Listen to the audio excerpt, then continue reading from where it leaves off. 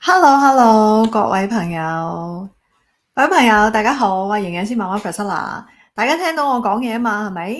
嚇，咁啊，好歡迎大家嚟到營養師媽媽嘅頻道啦。咁啊，我今日咧有一個月做呢一次嘅 live 啦，就講下啲唔同嘅健康嘅題目啊。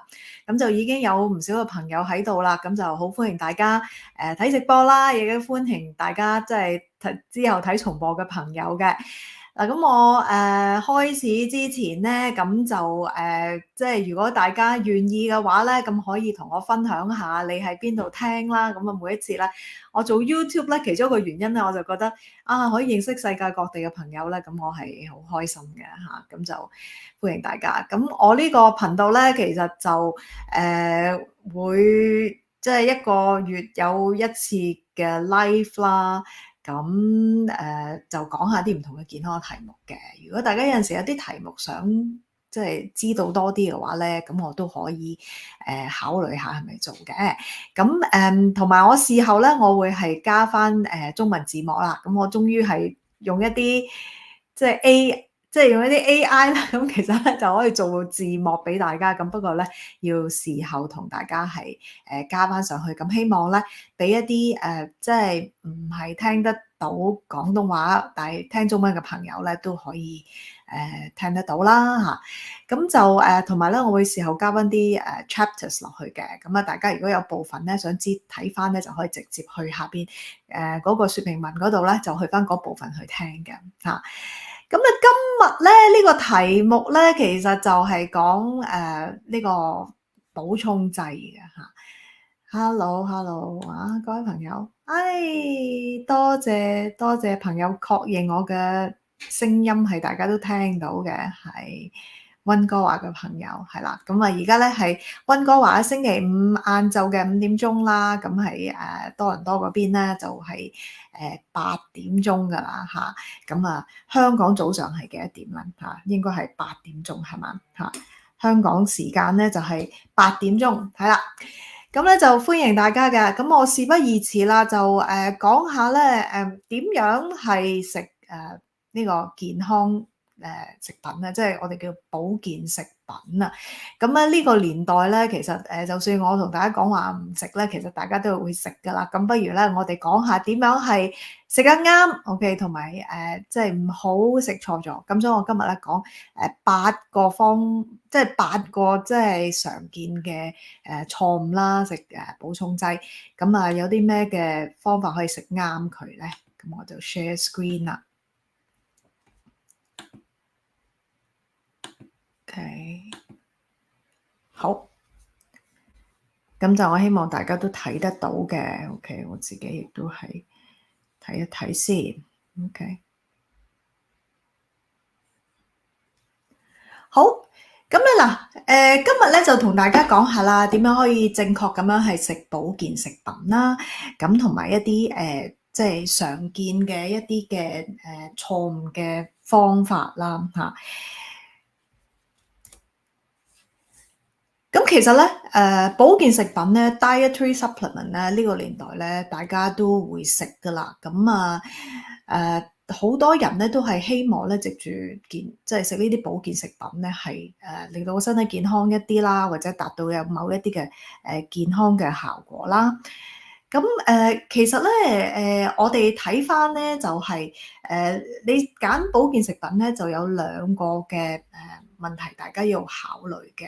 咁啊，第一個咧就係究竟安唔安全㗎嚇？咁啊，就算咧唔即係就算係冇用都好，咁起碼咧要係安全，食咗唔會話食壞人先。咁呢個咧係第一，大家要考慮嘅安全問題。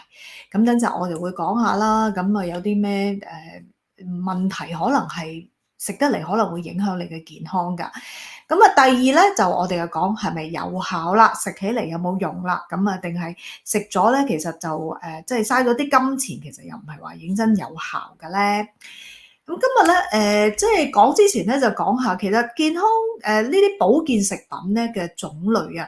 嗱，首先保健食品呢個名咧，其實就好多即係冇一個好確切嘅定義嘅，但係我即係整體嚟講就係包括以下呢幾個類別啦。第一咧就係一啲營養嘅補充品嘅營養咧，即係話營養素啦，咁可能係講緊維他命丸啦、礦物質丸啦，或者多種維他命啦，我叫呢啲做 nutrition supplements 嘅嚇。咁另外咧就另外一類嘅保健食品咧，咁就有啲係一啲嘅草本啦，或者植物嘅補充品啦。咁呢一啲咧就唔係真係營養素嚟嘅，咁佢可能係揾某一種嘅草本，好似譬如薑黃粉啦、turmeric。咁我之前都同大家喺另外一條影片嗰度介紹過啦，咁其實係抗炎咧就都幾有效嘅。咁其實好多人咧都會選擇咧就係用呢個即係 supplement 嘅狀態咧咁去食嘅，就唔係話真係買薑黃粉翻嚟去煮餸嘅。咁另外一種咧就聖約翰草，咁聖 John's wort， 等我會略為講到嘅。咁呢個亦都係好多人咧都即係幾出名，好多人食嘅。咁其實處理一啲情緒嘅問題啦，咁就有一啲數據都話有幫助。咁另外一類咧就係佢係一啲提取物嚟嘅嚇。譬如以薑黃粉做一個例子啦，咁其實咧有啲產品咧佢咧就係用薑黃素。OK，咁就curcumin 啊，咁咧就佢係喺個就唔係真係薑黃粉嘅狀態俾你啦，佢係抽咗薑黃裏邊有效嗰種嘢出嚟，咁咧就係、所以佢淨係用嗰個物質嘅啫，淨係攝咗嗰個物質，咁嗰個本質係有啲唔同嘅嚇。咁另外一方面咧就係即係另外一類咧就益生菌啦，咁而家咧都即係好即係大家都即係好常即係好熱門嘅。而家其實即係好多唔同嘅健康嘅情況咧，原來都係同嗰個腸道個生態咧係有關係。咁所以亦都有好多唔同嘅益生菌，有唔同嘅即係唔同嘅種類啦。咁咧其實咧唔同嘅 strain 啊，咁咧就啲人咧就按照翻個 strain 咧去即係處理唔同嘅問題。咁係有頗強嘅即係科學證據去支持嘅。咁另外咧，亦都有一啲其他嘅物質啦，咁包括係一啲melatonin 啦，咁係褪黑激素啦，褪黑即係褪黑色素啦，或者一啲人叫褪黑激素啦。咁其實咧係一種身體其實本身你天然咧都會有即係自己製造嘅。其實咧melatonin 咧係幫助睡眠嘅。咁有啲人咧調校時差或者瞓得唔好啊，咁咧其實會選擇食嘅。咁我今日咧就唔係話逐樣即係產品去講有冇效啊。咁如果大家有某一隻補充劑咧係希望係了解多啲嘅，咁你即係可以同我可以留言啦，話俾我聽你邊一種嘅產品想知多啲。咁多啲人問嘅話咧，咁我都會考慮拍條片嘅。coenzyme Q10 啦，咁好多人咧食咧，其實係 for 抗衰老嘅嚇。咁保健食品嘅形態係好多嘅，咁咧就即係包括可能係丸狀啦，可能係膠囊狀啦。咁有啲咧係會將佢變成一啲嘅 gummies 啦。糖啊，或者一啲粉狀啦，好似譬如膠原蛋白粉啊，咁好多都係粉狀嘅狀態，就咁加入啲食物啦。有啲係茶類啦，咁呢啲咧都係嗰個都係嗰個即係可以係以即係保健食品出現嗰個狀態㗎。咁啊有 energy drink 啦，有能量棒啦。咁呢一啲咧好多時候係加咗某一啲嘅即係保健物質入去咧，咁就令佢係即係我哋會歸納佢為一個保健食品咯嚇。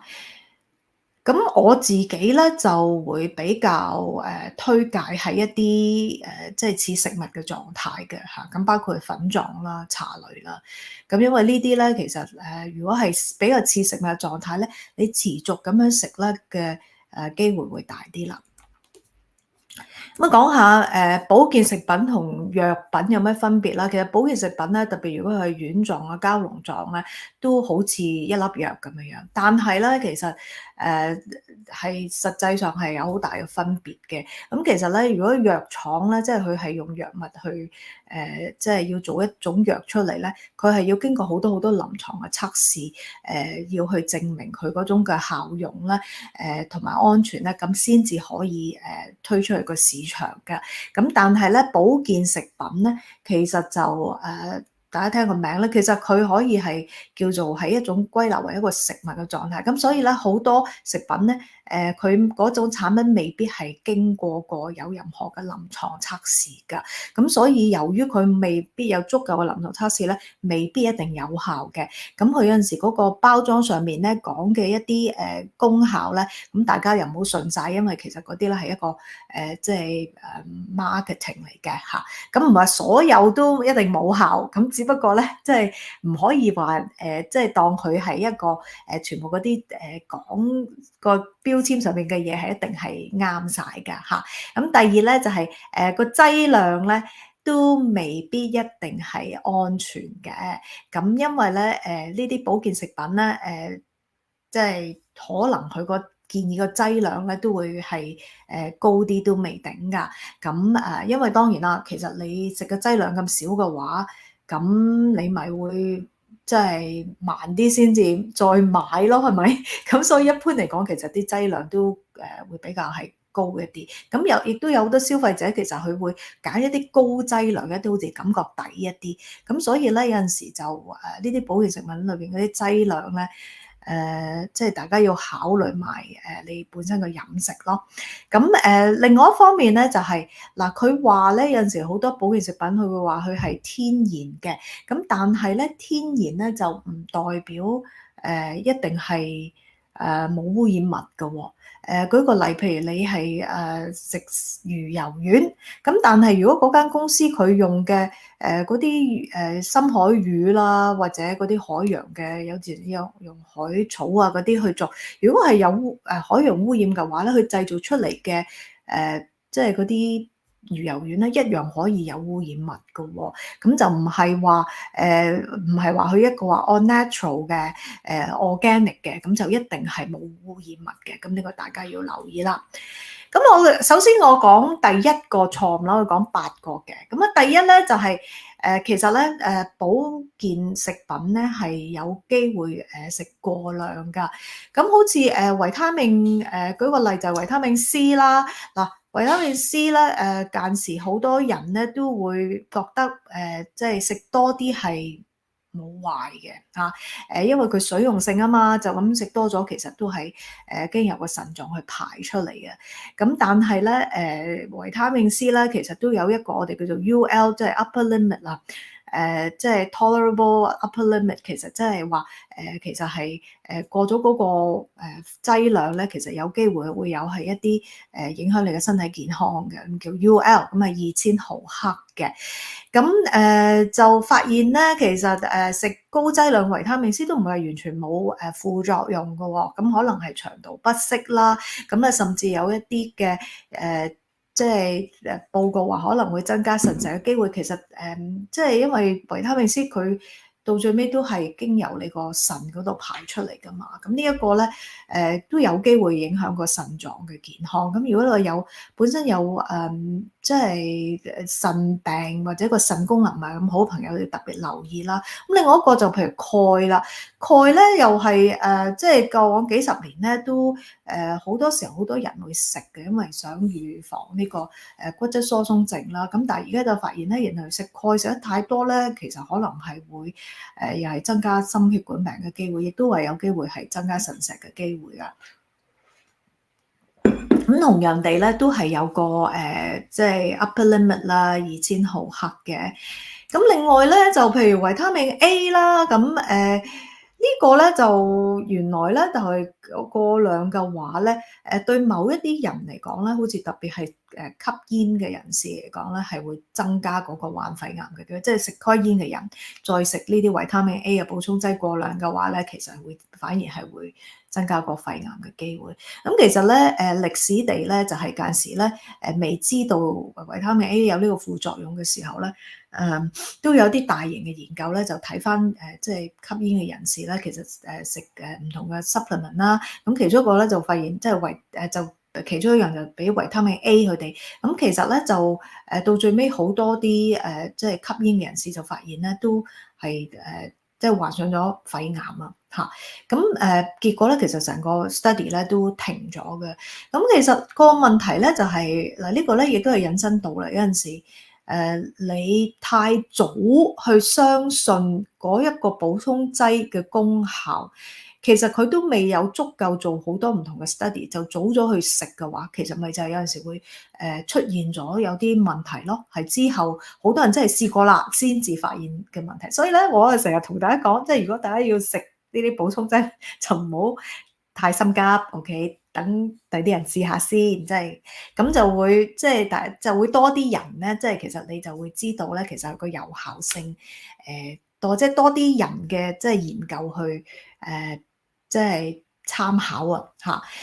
咁大家要留意咧，其實呢啲劑量你話哦，維他命 C 其實好多時候咧有陣時都幾高劑量㗎，因為一般覺得你食個橙咁樣，其實可能都已經有90毫克。咁其實當然佢哋即係補充劑就唔會俾90毫克你啦，咁起碼都幾百啦嚇，甚至有啲可能去到近1000啦。咁個問題咧就係話大家要考慮到咧，呢個劑量咧其實係你要考慮埋你平時都有食物㗎嘛，即係嗰啲食物都有機會有呢一啲嘅維他命嘅礦物質㗎嘛，咁會唔會你本身咧就已經係食得過量咗咧？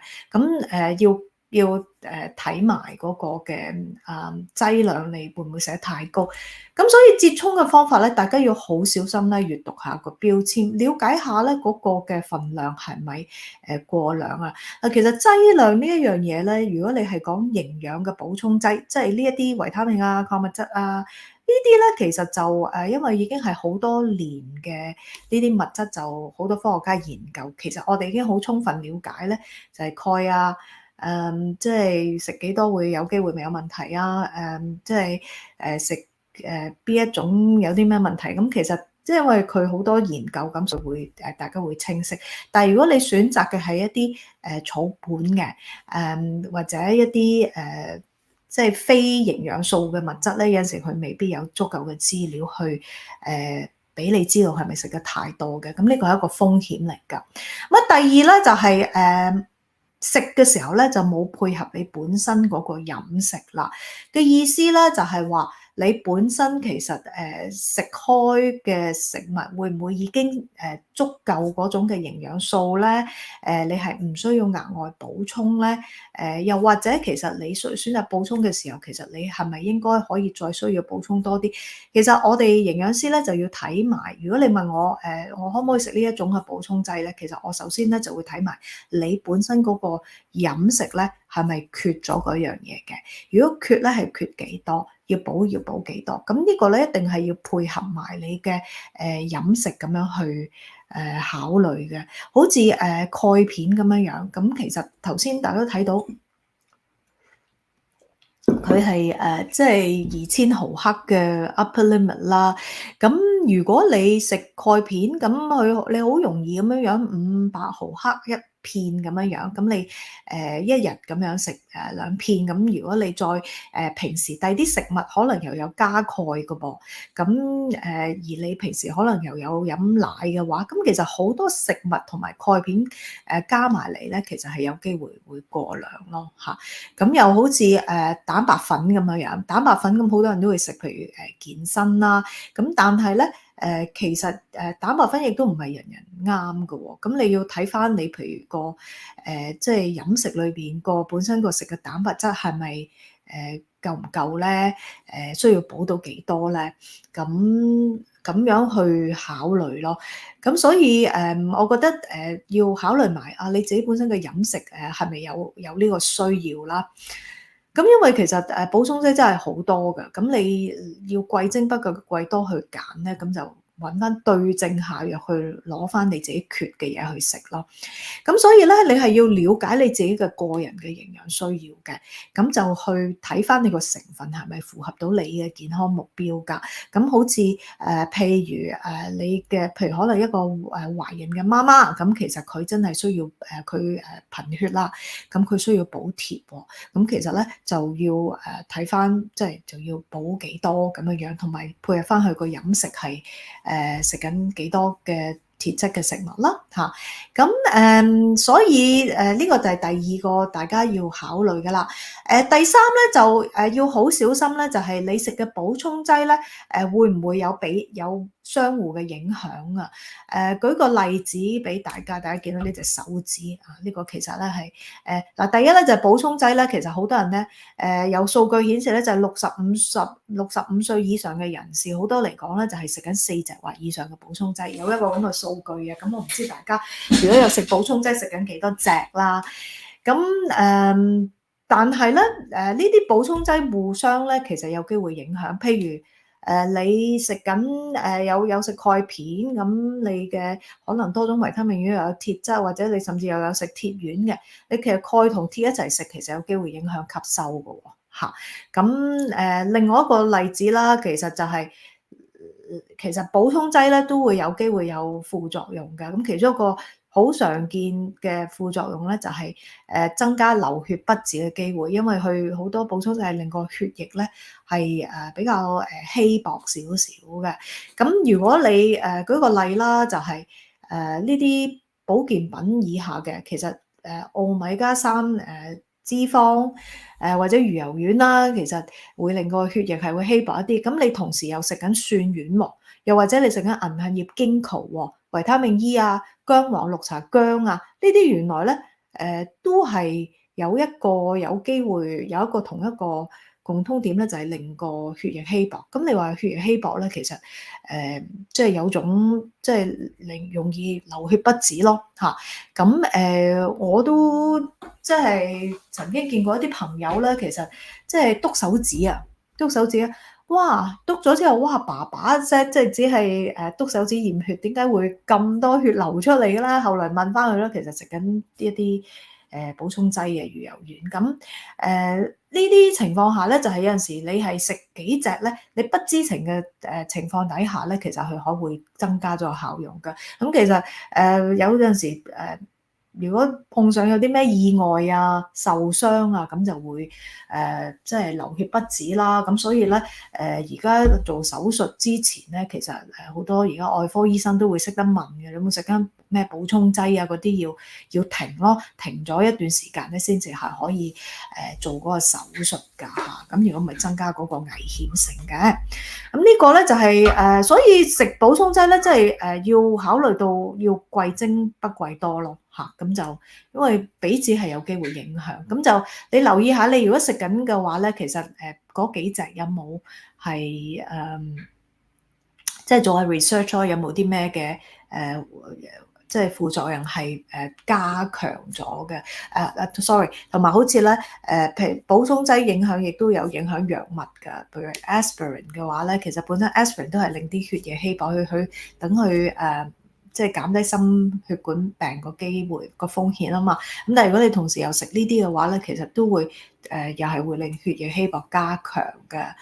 好，咁咧呢個咧藥物對沖啦。嗱，咁其實咧補充劑咧對一啲如果係本身有長期病啊食緊藥嘅朋友嚟講，你要好小心。咁咧就請你咧就即係話俾你個醫生聽，即係唔好怕醜，唔好即係隱瞞醫生，即係唔好覺得你話俾佢聽，佢都叫你一定唔好食噶啦咁樣樣。即係同佢講一講。咁點解咧？舉個例啊，咁好似薄血丸啦、warfarin 啦，咁其實咧就即係你嘅平時個維他命 K 嗰個攝取量咧，要係穩定嘅。你唔係話要避免一啲維他命 K 嘅食物，但係咧你食嘅維他命 K 嘅攝取量要穩定咧，去維持嗰個薄血丸嗰個嘅藥效嘅。咁如果唔係咧，就會增加嗰個血型個風險㗎。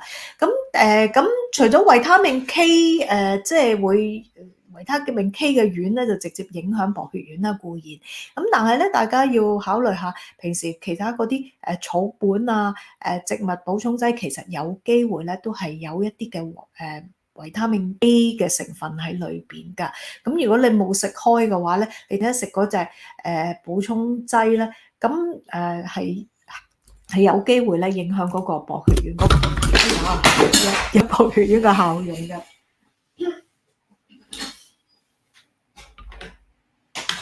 OK，咁咧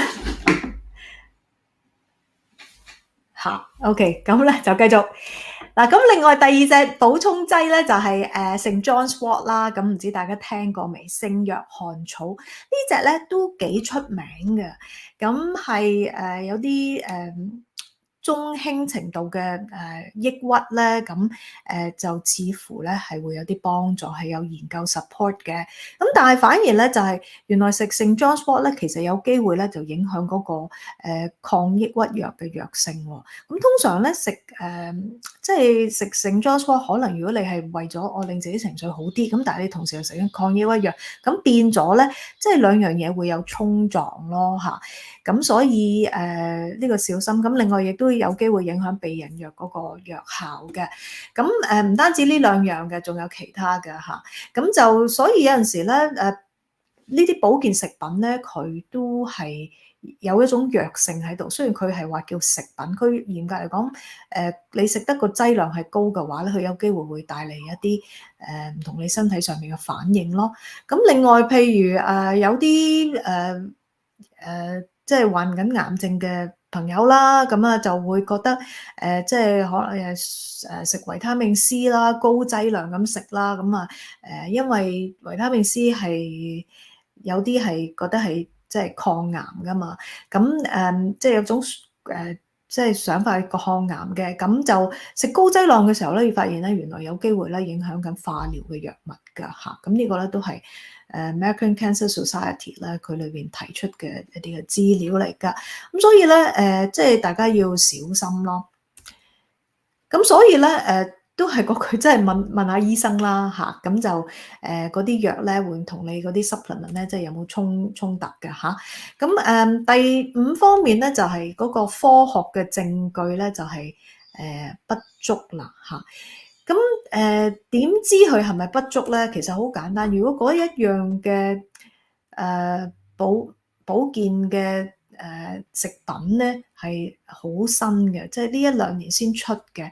咁其實咧就會比較係高風險嘅，我自己覺得，因為頭先講啦，因為你保健食品係唔需要話真係有好強嘅科學證據咧，咁先至去攞去賣噶嘛。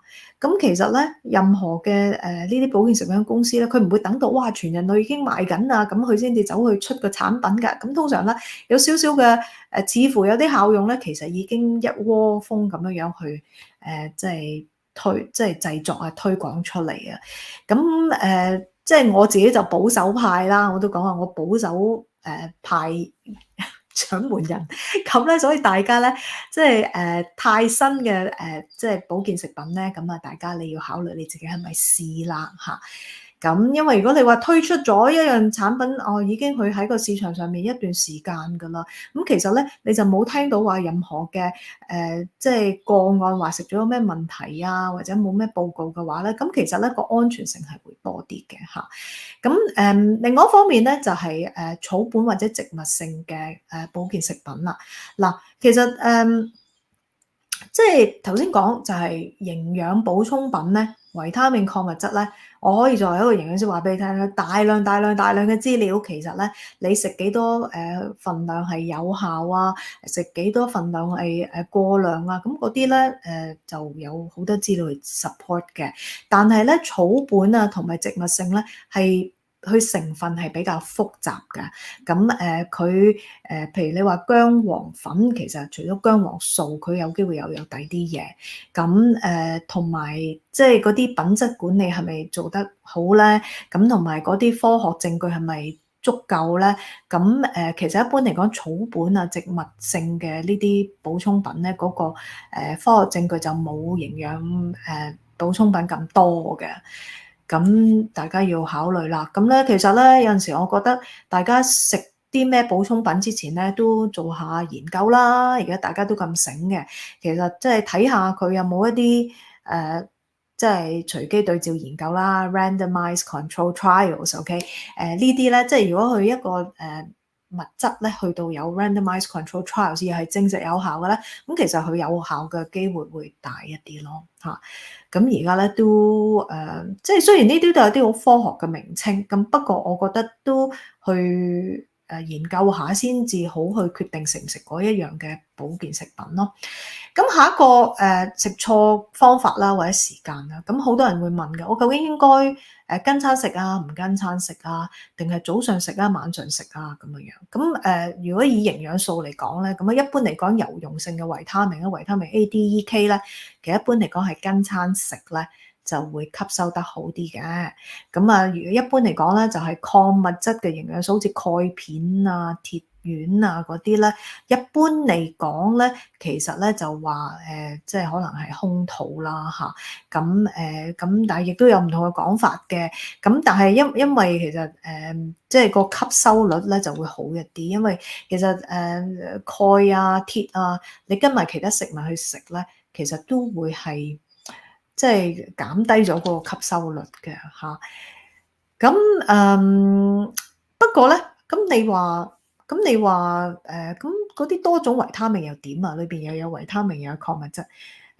其實咧，你揀嗰個產品咧，你最緊要睇佢個標籤，佢話俾你聽係點樣食，你就點樣食。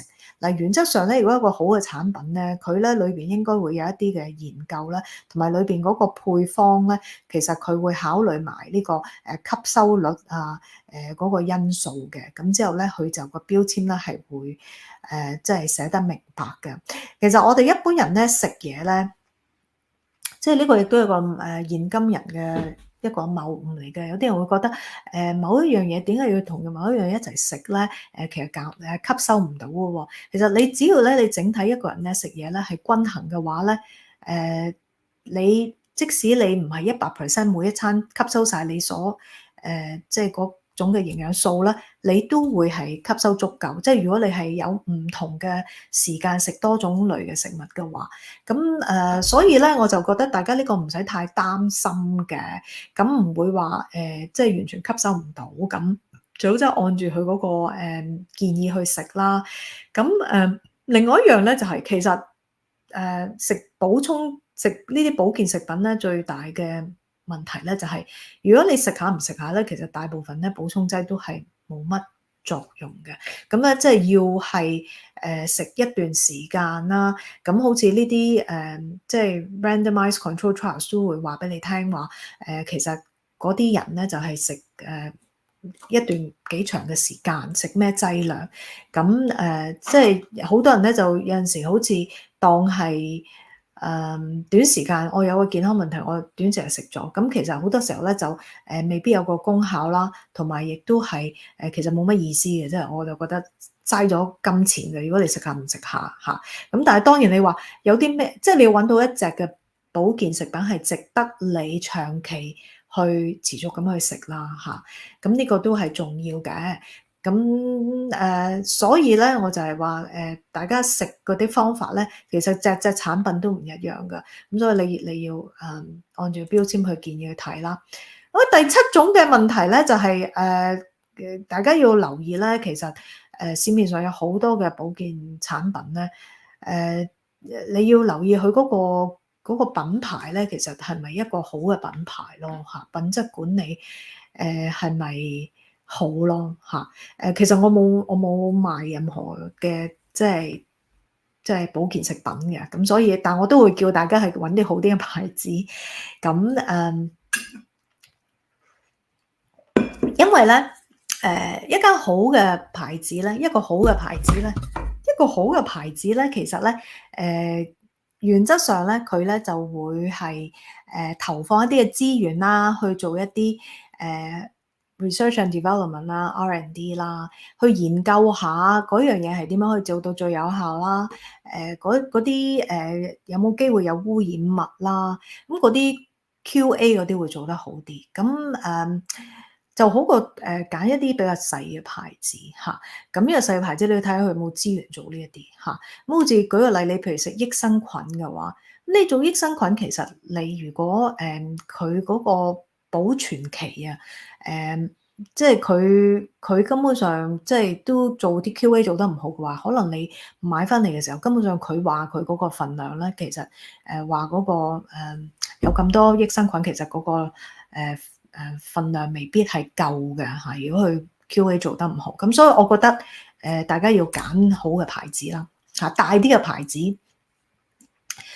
就會好一啲啊。咁最後一個啦，咁我就會覺得即係唔好俾小朋友食咯嚇。呢個我都係又係好傳統嘅話俾大家聽，就係其實小朋友咧最好由細到大咧就係用天然食物為主啦。咁有陣時如果長期咧父母驚佢食唔夠咧，就譬如有陣時有呢啲gummy bears 啊，咁就好似俾粒糖俾小朋友去食啊咁樣樣。其實佢如果可以嘅話咧，就喺天然食物嗰度攞就會好啲。事實上咧，好多嘅呢啲俾針對小朋友嘅補充品咧，好多時候咧，其實譬如維他命 D，或者維他命 C，咁其實咧好多食物咧都會有嘅，就係同埋好多譬如好似一啲配方奶啊，其實成長奶粉啊，其實都會加咗好多維他命礦物質入去。咁就有陣時小朋友咧嗰個腎臟啊、肝臟啊都係比較細啲。其實你食嘅嘢咧因為佢成個身形係會細啲啦，特別幼兒啦，咁對佢嘅影響係會大啲嘅。咁所以我自己就都係好保守嘅，就係會鼓勵大家咧，盡量由細到大咧就即係培養即係小朋友咧就喺食物裏邊咧就食得好，咁就攞足夠唔同嘅營養，就唔好話諗住即係靠呢一啲嘅食品啦嚇。咁靠呢啲嘅保健食品啦。好。咁喺度總結啦，就其實保健食品咧最緊要就貴精不貴多嚇。第二咧，我會考慮咧就問下你嘅醫生啦，問下註冊營養師啦。咁我當然即係我作為營養師，我覺得營養師係一個好好嘅身份咧，去睇翻你個補充品咧係咪食得啱嘅，因為咧你嘅飲食係咪配合到，同埋嗰個補充品係咪配合得好咧？係咪食得太多咧？咁其實營養師會有個專業知識啦，去俾做一個好嘅評估，同埋佢會考慮埋你嗰個病理啊，你個身體嘅需要啊，咁去提供一啲意見，去同埋同你可以 check 翻一啲唔同嘅保健食品最新嘅研究係點樣樣。咁最緊要小心閱讀下啲營養標籤啦，然後話劑量啦，嗰啲或者嗰啲標籤上面有冇講話佢有啲 testing 係做咗嘅咧？或者係一啲即係冇heavy metal 嘅咧嚇，咁嗰啲咧有陣時有啲標籤會寫嘅，咁同埋即係我知係好困難嘅，一般普羅大眾。不過咧都可以參考下有冇一啲科學研究啦，你食嘅嗰方面係咪仲係停留喺一個試管嘅實驗嗰個層面咧？定係已經有一啲 randomized control trials 咧，佢出咗去個市場有幾耐咧？咁大家都可以考慮嘅嚇。咁另外啦，就千祈唔好咧，就即係醫生叫你食藥嘅，咁你咧就諗住我其實不如食個補充品去，即係補充劑去處理你嗰個健康問題，咁就千祈唔好啊嚇。咁其實要食藥嘅，都係要食藥嘅。咁因為補充品唔係藥品嚟噶嘛嚇。咁亦都係本身一個人咧食嘢係唔均衡嘅話咧，其實你食任何補充品咧都補充唔到嘅。咁呢個我成日都講嘅，就係你個補充品咧，佢最多都係同你補充嗰一隻嘅物質、兩隻嘅物質。但係個問題係，你平時食唔同嘅食物，一樣食物裏邊有千千萬萬健康嘅物質喺裏邊。如果你食唔同嘅健康食物咧，你就乜嘢都攞到，你唔使食幾百種嘅補充品咯嚇。咁呢個咧就係點解我作為營養師，我成日都推廣就係大家一定咧係要本身你要食得健康，你食嘅保健食品咧係一種嘅輔助咧，即係貴精不貴多嘅話咧，咁就咁先至係可以接受嘅。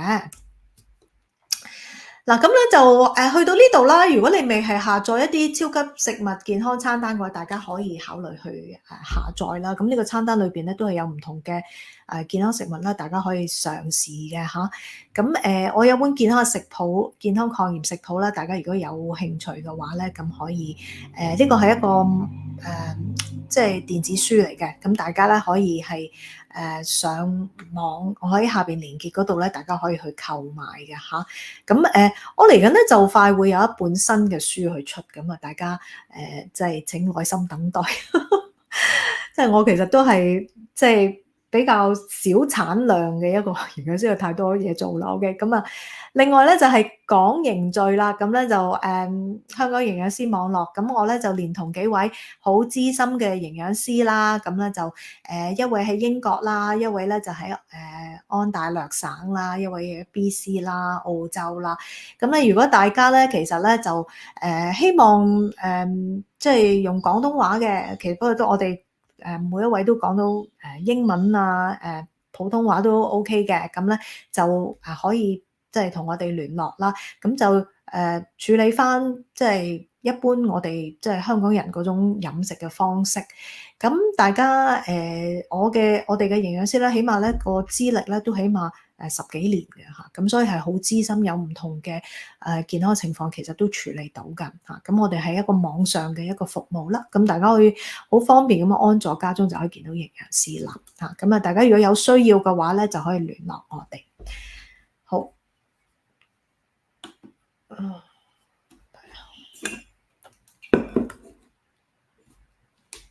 好啦，咁我翻嚟啦 OK。好啊，睇下大家有咩問題先。係，歡迎大家。好多謝你，呢個係一個好重要嘅題目。其實今次都有一個概覽咯。其實有咁多補充品咧，其實就呢隻好冇啊，啱啱食啊，咁啊，其實你就唔好問我啦，因為咧其實要逐隻咧要去study 過嘅嚇。好，hello 各位朋友，好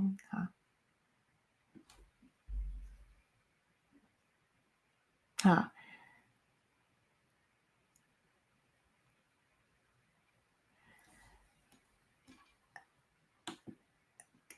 如果你唔介意咧，你問問題啦，我會 share 你個即係問題出嚟㗎吓。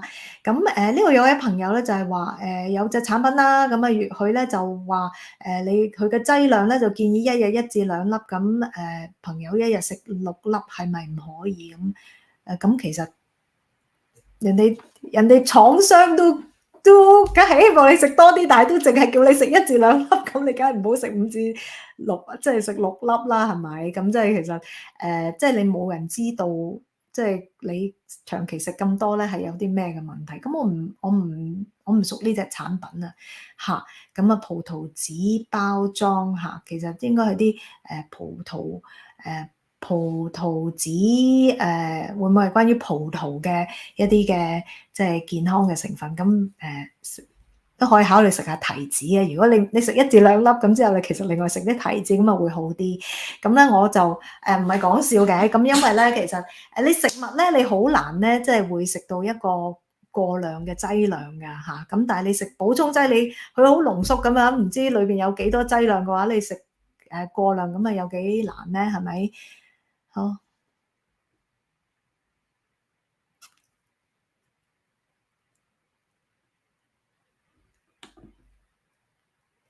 咁呢位朋友問我補充劑互相係會有相克嘅，咁會唔會一啲係食物同補充劑互相排斥？咁頭先講過啦，咁啊如果你譬如食你食鈣片，咁但係你同一餐裏邊食嘅嘢有鐵質，咁咪會互相排斥咯。鈣同鐵係你個身體係如果同時攝取嘅時候咧，就吸收率會降低一啲嘅。又或者你飲茶 OK， 你飲茶，但係你又同時間係食一啲鐵丸嘅，咁茶其實有啲物質咧係會減低嗰個鐵質嘅吸收嘅。咁呢個係問得好嘅。其實咧每種物質咧要要獨立去睇。嗱，有朋友問我某某牌子係咪好啊？咁啊，我其實我比較睇即係嗰個成分嚇，我比較睇個成分就多過即係嗰個牌子嘅。其實每隻牌子咧都會有啲好嘅產品，唔好嘅產品嘅。咁但係咧，你可能咧 check 下有陣時有啲牌子咧，我就會話嗰隻牌子咧，其實即係咪一個好新嘅牌子，定係亦喺度市場上比較耐啦。即係佢市場上比較耐咧，其實以往有冇出過事咧嚇？咁就係咁，大家就知道佢值唔值得參考啦。好嘅品牌貴到死，眼見直銷嘅品牌為原材料，起碼係來自食物。OK，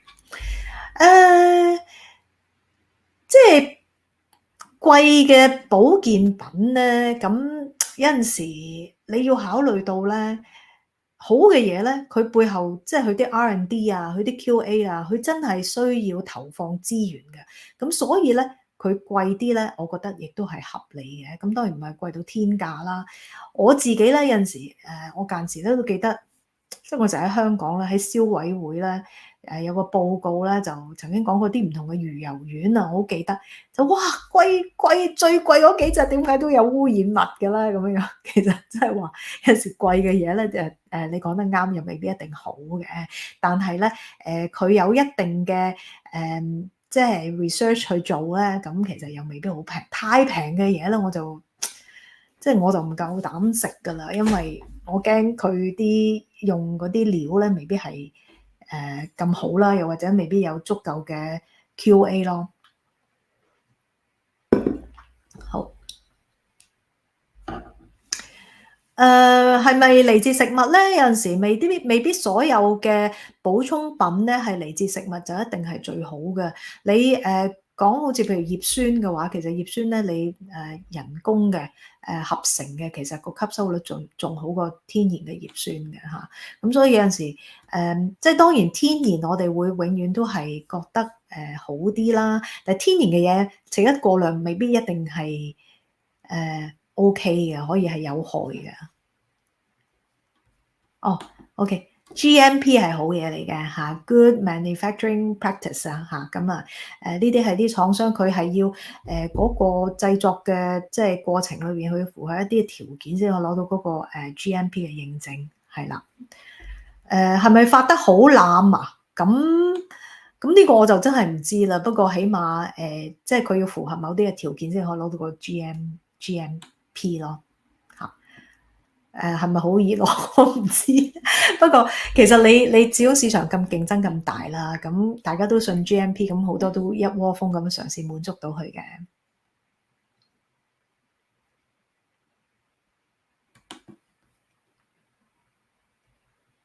食緊燒 oil，但係香港買得好貴，係咪香港係咪好普遍啊？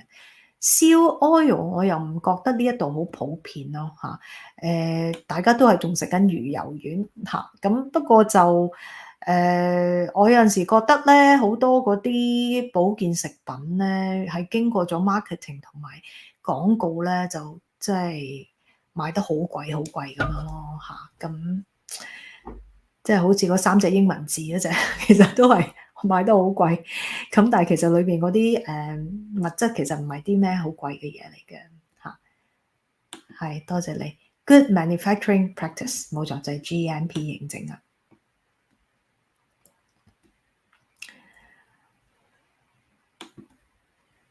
魚油丸一日劑量咧，其實咧就即係3000毫克都有啲多啊。其實呢一個咧，你最好咧就按照翻嗰個嘅標籤咁樣去食啦。咁一般嚟講咧，如果你個魚油丸咧，其實係睇翻你係DHA 啊，定係講緊 fish oil 啊，咁啊一般嚟講3 gram 有啲多咯，我會覺得我會 keep 喺即係2 gram 以下咯。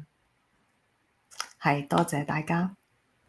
係冇錯，我知道 GMP 唔係牌子係認證，即係其實係唔同嘅公司咧，即係嗰啲食品公司，其實佢即係個保健食品公司咧，其實佢需要證明佢係個製作過程嗰個又係有一定嘅標準嘅，咁咧就去申請呢一個認證咯，咁唔係一個品牌嚟㗎嚇。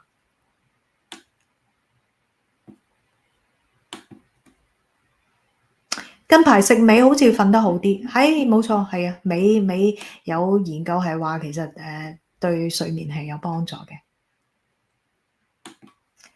好啊，大家支持我啦，因為我咧即係要即係我好多嘢做咁，但係咧其實成日都想出多本書俾大家係買嘅，如果係有興趣嘅話，咁啊大家鼓勵下我啦。姜黃素補充劑可唔可以食啊？有糖尿病嗱，我嘅立場咧又係姜黃粉咧就穩陣過姜黃素。OK 嗱，好多人咧就係話你其實咧，既然姜黃粉有抗炎作用，不如索性咧就抽嗰樣姜黃素出嚟咧，咁就高劑量咁食，咁咪得咯咁樣樣嗱。我咧就奉行呢一個天然食品主義嘅，咁所以頭先咧嗰兩個嘅選擇咧，你姜黃粉咁樣食啊，定係姜黃素咁樣食咧？咁我自己保守派咧就會係揀姜黃粉嘅嚇。咁你問我可唔可以食啊？其實會睇下你食幾多喎，同埋我自己覺得呢個糖尿病你即係你姜黃粉咧，我覺得食下咧真係冇壞嚇。咁姜黃素咧真係好難知道啱唔啱你啊？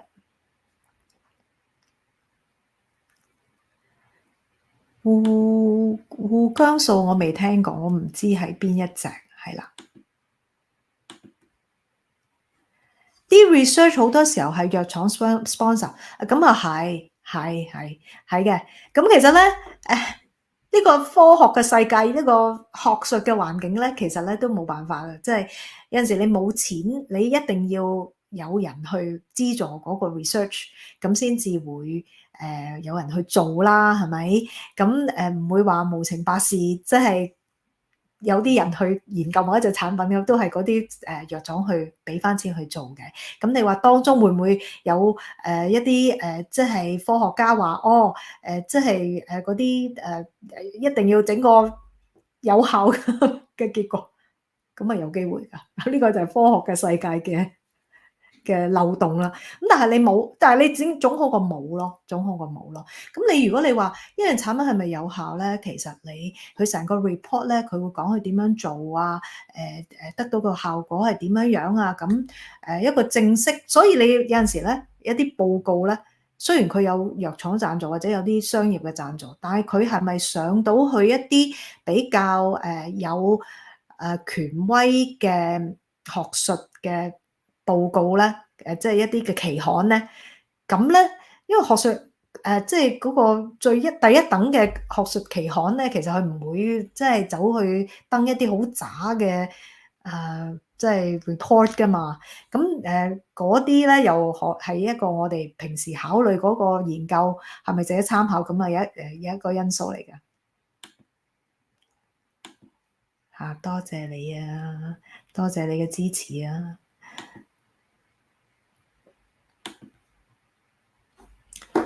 長期便秘食補充品有冇咩可以幫到啦？其實便秘好多原因㗎，可以係飲水唔夠啦，可以纖維唔夠，可能係運動唔夠，啲腸或者年紀大喐得慢咗，咁所以你要了解係咩原因咁去對症。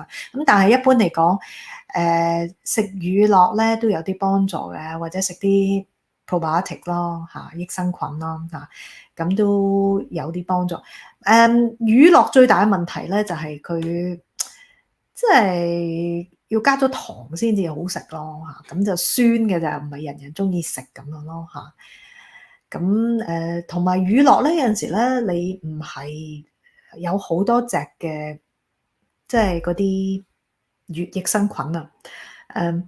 你其實可以考慮咧，嗰隻叫做Kefir 乳酸飲品，Kefir Kefir 好酸嘅，即係如果你喺外國超市咧，其實都揾得到。我嗰時上次去香港都見得到啊，嚇，係一種乳酸飲品嚟嘅。咁佢好多時候咧係會用唔同嘅益生菌嘅品種去做啦。咁你咪同時攞到唔同嘅好處啦。希望呢個幫到你啊，啊，咁啊蘋果果膠可唔可以改善便秘啊？果膠都係一種纖維嚟嘅喎，係一種水溶性嘅纖維，咁所以可能會有啲幫助嘅。葡萄糖胺有啲根據嘅嚇，咁但係詳細如果大家有興趣，我稍後拍片會講。咁呢個佢都個即係證據都算 OK 嘅嚇。係啊，我淨係會出電子版本嘅咋，冇錯啊。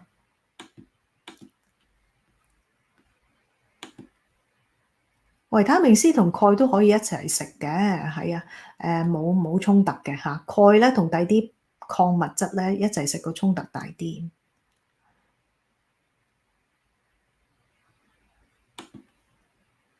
係咪飲牛初乳就唔使要第啲 supplement 咧？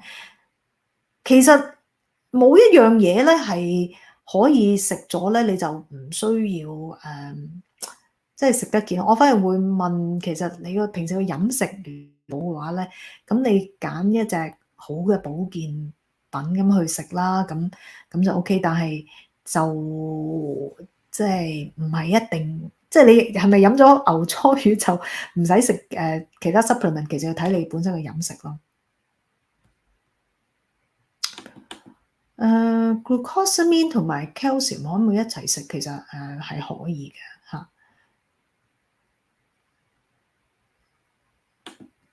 呢個我就係頭先講咯，姜黃素同埋姜黃丸同埋姜黃素，姜黃素就係佢抽咗姜黃粉裏邊嗰隻有效成分出嚟，咁個分別就在你會係高劑量啲咁樣去攝取到姜黃素咯。如果你食姜黃素嘅話，咁但係嗰個風險就係即係個劑量高啲咯嚇，咁同埋唔係真係天然嘅食物咯。你姜黃粉咧？你可以落去煮餸喎，你可以整葡腳講到葡國雞喎，可以整咖喱喎，咁你就唔即係咁，但係你姜黃素就唔得咯，係啦。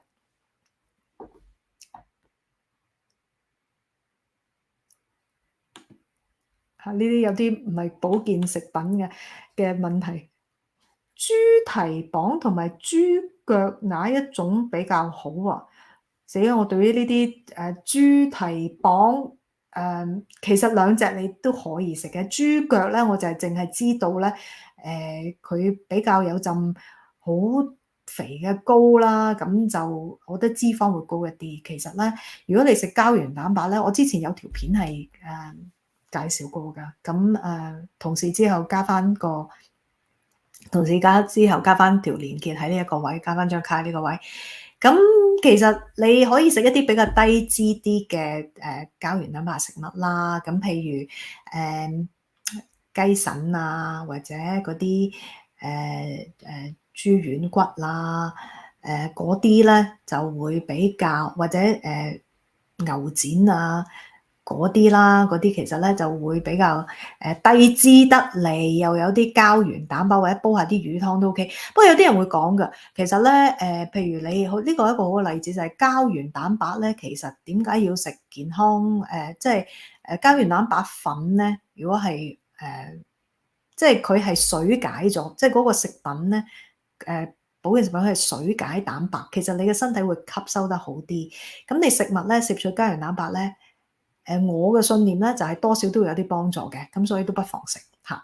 咁但係咧係有研究係證實就即係膠原蛋白，如果你係水解狀去將啲蛋白質整到比較細短鏈咧，咁係會吸收得好啲。咁呢個係所以有陣時有某啲食物咧即係保健食品可能個效果會大啲咯。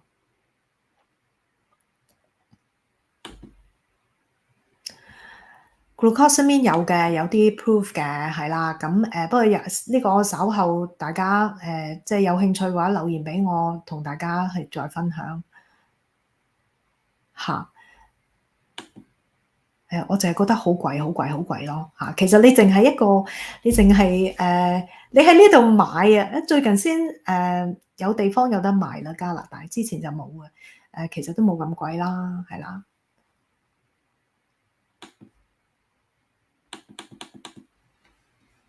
遲啲啦，好嘛？講coenzyme Q10 係啦。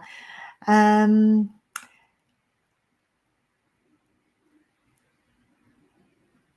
嗯多謝呢位朋友分享。Kefir 喺 City Super 同埋馬莎買到嚇。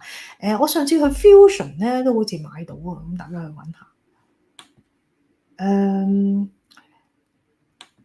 其實我唔知道點解嗰隻產品呢位朋友問有女士嘅多種維他命加咗100毫克嘅 caffeine 咖啡因，我會唔會建議食？咁 caffeine 其實如果你唔係對 caffeine 好敏感，即係唔係敏感，即係好反應好大嘅人嚟講咧，其實100毫克唔係好多咯，每個人可以400毫克啊嘛，每日咁你飲杯咖啡都200幾300啦，咁其實100毫克又唔係好多，咁但係我唔會特別。即係我唔知佢加咖啡因嘅原因係啲乜嘢，但係呢個就個因素我就唔講啦。有啲咧，其實我都唔太清晰嘅話，就唔知道脂質谷呢個記住嚇，脂質谷甘肽，我就唔係好熟啦，係啦。好啦，咁我咧就答埋呢幾條問題咧，咁就我哋今日暫時就到呢一度。呢位朋友好好啊！你嘅分享就係話佢將薑黃粉咧加入飯一齊煮，天然啲。可以整薑黃飯啦，咁幾好啊！多謝你嘅分享。嗯，